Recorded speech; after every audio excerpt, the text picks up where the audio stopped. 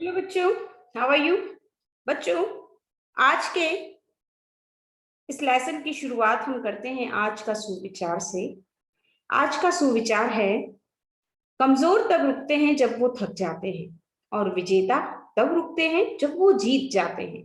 बहुत अच्छा विचार है कि कमजोर बहुत जल्दी रुक जाते हैं क्योंकि वो थक जाते हैं, बहुत जल्दी हार मान लेते हैं। लेकिन जो जीतने की इच्छा रखता है और जिसे जीतना होता है, वह तभी रुकता है जब वह जीत जाता है। तो यह विचार आपको अपनी कॉपी में लिखना है। इसके बाद हम शुरू करते हैं बच्चों। आज हमारा जो अध्याय है, मिठाई वाला। कल हमने इसके लेखक का परिचय जाना। आज हम इस कहानी का सारांश जानते हुए, इस कहानी की पृष्ठभूमि को जानते हुए इस कहानी को पढ़ेंगे। बच्चों, कहानियां अक्सर हमें बहुत कुछ सिखाती है, बहुत संदेश देती है। कहानियों के माध्यम से बहुत सारा सच हमारे सामने आता है। कभी कभी कहानियां सच पर भी आधारित होती है और बहुत अच्छे संदेश हमें देती है। मिठाई वाला कहानी भगवती प्रसाद वाजपेयी जी के द्वारा लिखी गई एक मार्मिक कहानी है, संवेदनशील कहानी है। और इसी तरह की एक और कहानी है बच्चों, रविन्द्रनाथ टैगोर जी के द्वारा लिखी गई काबुली वाला। थोड़ी बहुत इन दोनों कहानियों में समानता हम देख सकते हैं कि जिस तरह मिठाई वाला कहानी में एक फेरी वाला अलग अलग चीजों को बेचता है, काबुली वाला कहानी में भी रविन्द्रनाथ टैगोर जी ने एक काबुली वाले के माध्यम से पिता और पुत्री के मानवीय प्रेम का वर्णन किया था।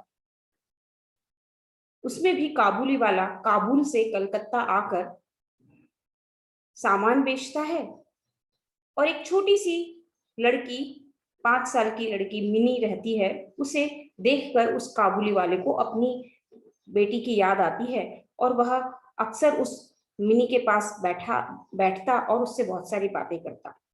मिनी को लगता कि शायद इसके झोले में बच्चे होते हैं, ये बच्चों को पकड़ कर ले जाता है। तो पहले तो वो उससे डरा करती थी, लेकिन बाद में धीरे धीरे वह उससे घुल मिल गई और अक्सर काबुली वाला उसके पास आता और उससे बहुत सारी बातें करता, क्योंकि वह उसमें अपनी बेटी को देख रहा था। तो इस तरह की कहानी थी काबुली वाला। और मिठाई वाला कहानी भी कुछ कुछ इसी तरह है, जिसमें मिठाई वाला उन नन्हे मुन्ने बच्चों में अपने बच्चों को देखता, अपने बच्चों को खोजता। लोग उसे कोसते भी कि यह ऐसा है वैसा है, लेकिन फिर भी वह उन बच्चों के साथ घुलता मिलता, उन्हें सस्ते सस्ते दामों में चीजें देकर जाता। तो दोनों ही कहानियों में कुछ समानता है। दोनों ही कहानियां आपसी प्रेम, मानवीय प्रेम के बारे में बताती हैं, संवेदनशीलता के बारे में बताती हैं। तो बच्चों, हम मिठाई वाला कहानी को पढ़ेंगे, जिसमें मिठाई बेचने वाला व्यक्ति बच्चों की खुशियों के लिए मिठाई, खिलौने, बंसी सब कुछ बहुत ही सस्ते में बेचता है और बच्चे खुशी खुशी उसे खरीदते हैं। कोई भी हमारी कॉलोनी में कोई फेरी वाला आता है तो हम बहुत खुश हो जाते हैं। बच्चे तो सबसे ज्यादा खुश हो जाते हैं, ये आया मम्मी, वो बेचने वाला आया, वो बेचने वाला आया, है ना, होते हैं ना बच्चे खुश। तो मिठाई वाला अलग अलग चीजें मोहल्ले में लाकर बेचा करता था और बच्चे खुशी खुशी उसे खरीदा करते थे। बच्चों के माता पिता भी बहुत हैरान होते थे कि ये मिठाई वाला इतने सस्ते दामों में खिलौने देके जाता है, इतने सस्ते दामों में बांसुरी को देकर जाता है, सब कुछ चीजें इतने सस्ते दामों में क्यों देता है। बहुत लोग हैरान भी होते थे और कई लोग को लगता था कि ये लूट रहा है, शायद कोई लुटेरा होगा, पहले सस्ते में देके जाएगा, बाद में कुछ करेगा। तो इस तरह कई सारी बातें उसके बारे में होती थी, लेकिन उसका कारण कुछ और था। वह क्यों इतने सस्ते दामों में बेचकर जाता था, क्यों वह ऐसा कुछ सब कुछ करता था, यह सारी बातें हम कहानी जब पढ़ेंगे तो हमें कहानी के माध्यम से पता चलेगी। बहुत ही अच्छी कहानी है बच्चों, आपको बहुत मजा आएगा इस कहानी को पढ़ने में। तो मिठाई वाला कहानी का एक भाग हम आज पढ़ेंगे। कहानी थोड़ी लंबी है, तो लंबी कहानियों को एक साथ न पढ़कर हम दो भागों में इस कहानी को पढ़ेंगे। आज हम उसका पहला भाग पढ़ेंगे। बच्चों को बहलाने वाला खिलौने वाला। इसी तरह मिठाई वाला खिलौने वाला बनकर, बंसी वाला बनकर, मिठाई वाला बनकर गलियों में घूमता था और आवाज लगाता था। जिस तरह से फेरी वाले अलग अलग तरह से आवाजें लगाया करते हैं, वह भी इसी तरह बच्चों को आवाज लगाकर बुलाया करता था। बच्चों को बहलाने वाला, खिलौने वाला, इस तरह से वो बोला करता। तो बच्चों, बहुत ही मीठे स्वरों के साथ वह गलियों में घूमता हुआ कहता, बच्चों को बहलाने वाला, खिलौने वाला। इस अधूरे वाक्य को वह ऐसे विचित्र किंतु मधुर ढंग से गाकर करता कि सुनने वाले एक बार अस्थिर हो उठते। इतने अच्छे ढंग से वह गाता था कि जब सुनते थे लोग तो बहुत ही विचलित हो जाते थे, अस्थिर यानी विचलित हो जाते थे लोग, उनका ध्यान उसकी तरफ चला जाता था। उनके स्नेहाभिषिक्त कंठ में फूटा हुआ गान सुनकर निकट के मकानों में हलचल मच जाती। जब वह प्रेम से भरा हुआ उसका जो गला था, है ना, स्नेहाभिषिक्त यानी स्नेह की भाषा से भरा हुआ, प्रेम की भाषा से भरा हुआ, जब उसका उसके गले से यह स्वर निकलता तो सभी मकानों में हलचल मच जाती। छोटे छोटे बच्चों को अपनी गोद में लिए युवतियां चिकों को हटाकर, चिको यानी पर्दे की आड़ जो होती है, चिक यानी पर्दे की ऊंट, वो हटाकर छज्जों पर नीचे झांकने लगती। गलियों और उनके अंतर्गत छोटे छोटे मकानों में खेलते और आंगन में खेलते और इठलाते हुए बच्चों का झुंड उसे घेर लेता। और तब वह खिलौने वाला वहीं बैठकर खिलौने की जो पेटी थी उसे खोल देता। बच्चे खिलौने देखकर पुलकित हो उठते। वे पैसे लाकर खिलौने का मोल भाव करने लगते। पूछते, इसका दाम क्या है? और इचका, अब छोटे छोटे बच्चे तो तुतलाई हुई भाषा में बोलते हैं। तो जब खिलौने वाला आवाज लगाता, फेरी लगाता, तो गलियों में उसकी मधुर आवाज सुनकर सारे घरों से जो महिलाएं थी वो अपने अपने बच्चों को लेकर बाहर आ जाती, छज्जे पर आ जाती और देखती कि वह आ गया है।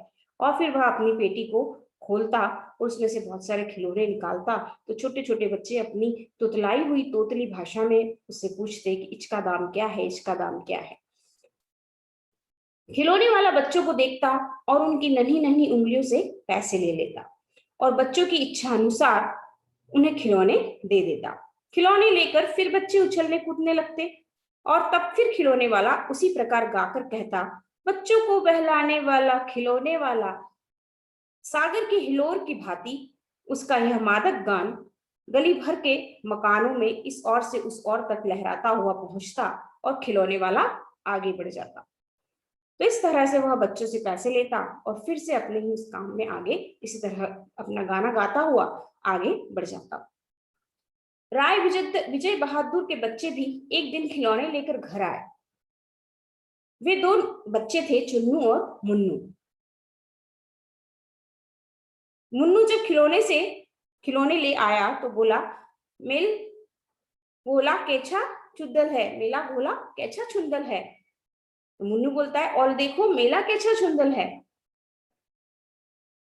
तो इस तरह से दोनों राय विजय बहादुर के बच्चे चुन्नू और मुन्नू थे। वे एक दिन उस खिलौने वाले से खिलौने लेकर घर पर आते हैं। दोनों अपने हाथी घोड़े लेकर पल भर में उछालने लगे। इन बच्चों को माँ रोहिणी कुछ देर खड़े खड़े उनका खेल में रखती रही। अंत में दोनों बच्चों को बुलाकर उसने पूछा, अरे ओ चुन्नू मुन्नू, ये खिलौने तुमने कितनों के लिए हैं? कितने में लिए हैं? मुन्नू बोला, 2 पैसे में। खिलौने वाले दे गया है। रोहिणी सोचने लगी, इतने सस्ते कैसे दे गया, कैसे दे गया, यह तो वही जाने, लेकिन दे तो गया है। और इतना तो निश्चय है कि दे के तो गया है, तो सस्ते में दे के गया है।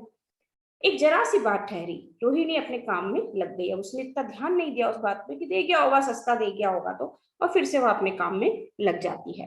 फिर कभी उसे इस पर विचार करने की आवश्यकता भी भला क्यों रहती, फिर उसने कभी इस बारे में विचार नहीं किया कि ऐसा क्यों हुआ, क्या हुआ। अब 6 महीने बीतते हैं। 6 महीने के बाद पहले वो खिलौने लेकर आता है, खिलौने वाला। 6 महीने बाद नगर भर में 2-4 दिनों से एक मुरली वाले के आने का समाचार फैल गया। एक मुरली वाला यानी बंसी वाला, बांसुरी बजाने वाला। लोग कहने लगे, भाई वह मुरली बजाने में वह एक ही उस्ताद है, मुरली बजाकर गाना सुनाकर वो मुरली बेचता भी है। वो भी 2-2 पैसे में। भला इसमें उसे क्या मिलता होगा? मेहनत भी तो ना लगती होगी, मेहनत भी लगती होगी। अब लोगों को आश्चर्य होता कि वह इतने कम में कैसे दे जाता है, उसे खुद को भी तो उसका कुछ लगता होगा ना। आखिर इतने कम में वो दे के जा रहा है तो उसे मिलता क्या होगा? लोग तरह तरह की बातें करते। उसकी मुरली बजाने की, उसकी ध्वनि, उसकी आवाज को सुनकर लोग सोचने लगे कि भाई ये कोई अच्छा मुरली वाला यहाँ पर आ गया है।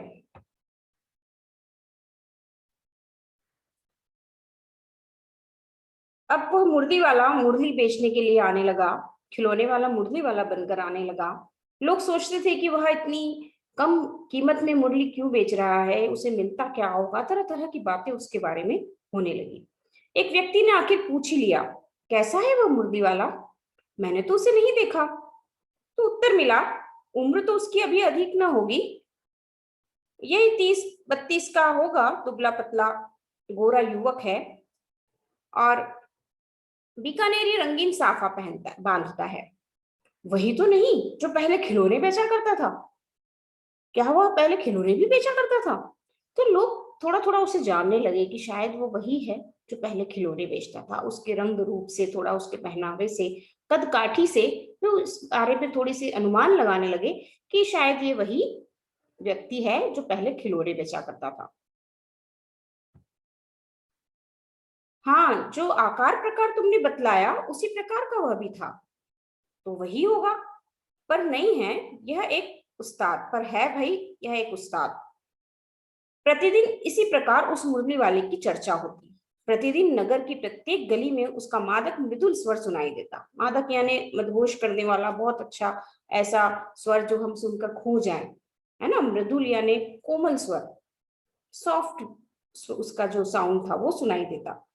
बच्चों को बहलाने वाला मुरलिया वाला। रोहिणी ने भी मुरली वाले का यह स्वर सुना। तुरंत ही उसे खिलौने वाले का स्मरण हो आया। तो उसे खिलौने वाले की याद आ गई। जैसे ही उसने मुरली वाले की आवाज सुनी, उसे खिलौने वाले की आवाज की याद आ गई। उसने मन ही मन कहा, खिलौने वाला भी इसी तरह गा गा कर खिलौने बेचा करता था। रोहिणी उठकर अपने पति विजय बाबू के पास गई। जरा उस मुरली वाले को बुलाओ, चुन्नू मुन्नू के लिए ले लूं। क्या पता यह फिर इधर आए ना आए। ले भी जान जान पहचाना है, पार्क में खेलने निकल गए हैं। विजय बाबू एक समाचार पत्र पढ़ रहे थे। उसी तरह उसे लिए हुए दरवाजे पर आकर मुरली वाले से बोले, क्यों भाई, किस तरह देते हो मुरली? किसी की टोपी गली में गिर पड़ी, किसी का जूता पार्क में ही छूट गया और किसी की सोथनी पजामा ही ढीली होकर लटक आई है। इस तरह दौड़ते हाफते हुए बच्चों का झुंड आ पहुंचा। एक स्वर में सब बोल उठे, हमें भी ला दी मुरली और हम भी लेंगे मुरली। दोनों अपनी तोतली भाषा में सब बच्चे, जैसे ही मुरली वाला आता है उसकी आवाज सुनकर सब बच्चे दौड़ते भागते आ जाते हैं। वो लोग सब पार्क में खेलते रहते हैं, जिस अवस्था में वे होते हैं खेलती हुई, उसी अवस्था में दौड़ते हुए बच्चे आ जाते हैं। मुरली वाला हर्ष गदगद हो उठा, वो बहुत खुश हो जाता है बच्चों को देखकर। बोला, सबको देंगे भैया, लेकिन जरा रुको, ठहरो, एक एक को देने दो। अभी इतनी जल्दी हम कहाँ लौट थोड़ी ही जाएंगे, इतनी जल्दी थोड़ी ना लौट जाएंगे, बेचने ही तो आए हैं। और भी है, इस समय मेरे पास एक दो नहीं, पूरी 57, 57, पूरी 57 मुरलियां हैं। हाँ बाबूजी, क्या पूछा था आपने, कितने भी दी? दो तो वैसे 3-3 पैसे के हिसाब से है, पर आपको 2-2 पैसे में ही दे दूंगा।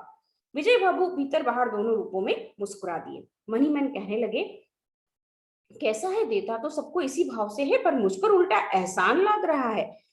फिर बोले, तुम लोगों को झूठ बोलने की आदत होती है, देते होंगे सभी को, दे दो पैरों के, पर एहसान का बोझ मेरे ही ऊपर लाद रहे हो।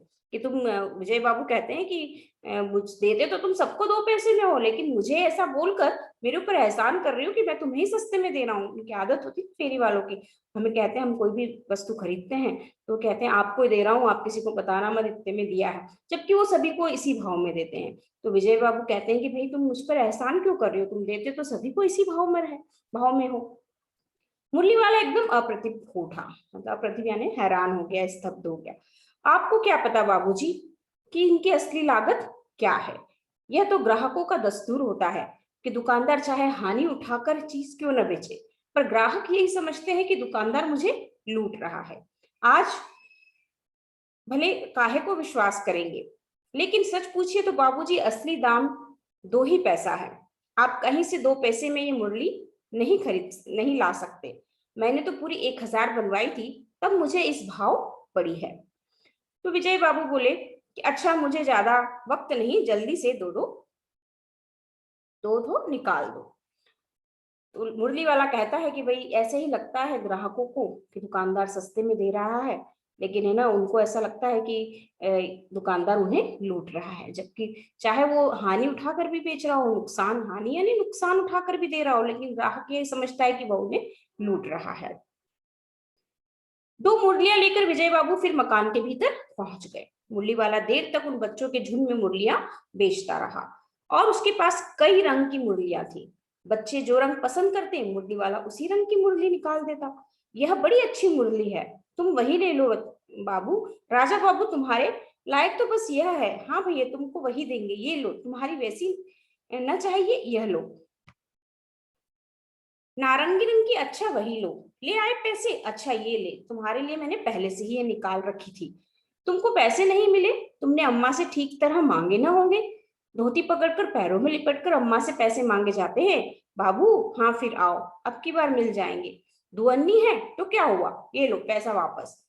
तोल हो गया ना हिसाब, मिल गए ना पैसे। देखा, मैंने तरकीब बताई। अच्छा, अब तो किसी को नहीं लेना है ना, सब ले चुके। तुम्हारी माँ के पास पैसे नहीं है। अच्छा, तुम भी यह लो। अच्छा लो, अब मैं चलता हूँ। इस तरह मुरली वाला फिर आगे बढ़ गया। तो बच्चों को तरह तरह के बातें सिखाता कि तुम पैसे नहीं दिए, कोई बात नहीं। बच्चों की खुशी में ही वह खुश रहता, बच्चों की खुशी में वह खुशियां ढूंढता, क्योंकि उसे उन बच्चों में अपने बच्चों की खुशियां दिखाई दे रही थी। तो इस तरह बच्चों, यहाँ तक का हम पाठ आज पूरा करते हैं। इसके आगे का पाठ कि इसके बाद क्या होता है। मुरली वाला पहले खिलौने वाला बनकर आया, फिर मुरली वाला बनकर, फिर वह क्या बनकर आता है, यह हम आगे के पाठ में पढ़ेंगे।